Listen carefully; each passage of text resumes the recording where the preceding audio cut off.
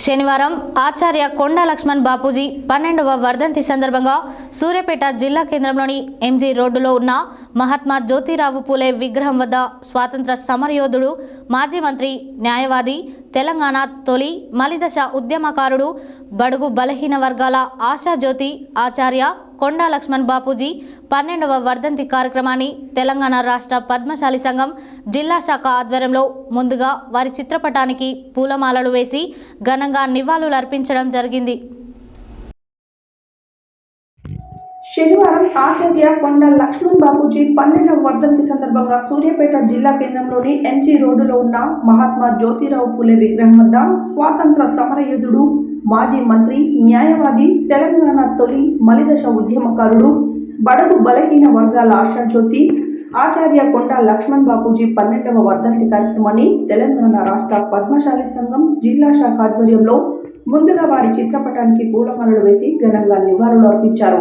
అనంతరం బీసీ సంక్షేమ సంఘం జిల్లా అధ్యక్షులు, తెలంగాణ పద్మశాలి సంఘం రాష్ట్ర మాజీ కార్యదర్శి చలమల నరసింహ, చేనేత సహకార సంఘం అధ్యక్షులు కడారి భిక్షం, పద్మశాలి ఉద్యోగుల సంఘం జిల్లా అధ్యక్షులు మిర్యాల గోపాలకృష్ణలు మాట్లాడుతూ, స్వాతంత్ర సమరయోధుడు, ప్రత్యేకతలు, తెలంగాణ రాష్ట్ర తొలి దేశం మలిదేశ ఉద్యమంలో తమ చివరి రక్తబొట్టు వరకు పోరాటం చేసిన మహా గొప్ప నాయకుడని, బడుగు బలహీన వర్గాల అభివృద్ధికై, హక్కులకై నిరంతరం పోరాటాలు చేసి ప్రత్యేక తెలంగాణ ఏర్పాటు ఉద్యమంలో తన 95వ ఏట చలికాలం ఢిల్లీలోని జంతర్ మంతర్ వద్ద దీక్షలు చేయడం జరిగింది.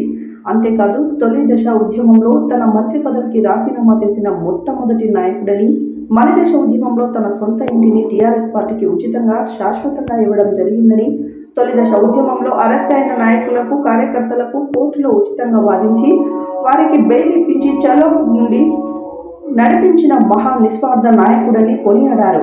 ఈ కార్యక్రమంలో పద్మశాలి సంఘం జిల్లా గౌరవ అధ్యక్షులు పెండెం కృష్ణ, జిల్లా ప్రధాన కార్యదర్శి తూలం నగేష్, పద్మశాలి సంఘం పట్టణ ప్రధాన కార్యదర్శి యలగందుల సుదర్శన్, యూత్ జిల్లా అధ్యక్షులు మిట్టకోల యుగేందర్, పున్న వెంకన్న, బల్కే క్రాంతి, బీసీ నాయకులు తన్నీరు వాసుదేవ్, రాచకొండ ధనలక్ష్మి, రాపోలు ఉపేందర్, వెంకటేశ్వర్లు, యాదగిరి, చంద్రమౌళి, ఉపేందర్, వెంకటేశ్వర్లు తదితరులు పాల్గొన్నారు. సూర్యాపేట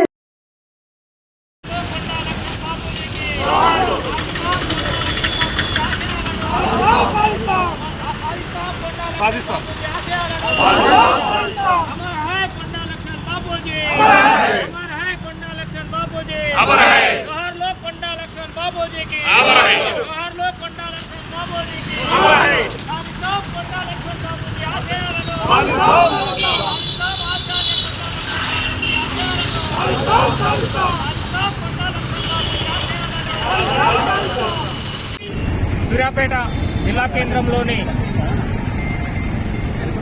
మహాత్మా జ్యోతిరావు విగ్రహం వద్ద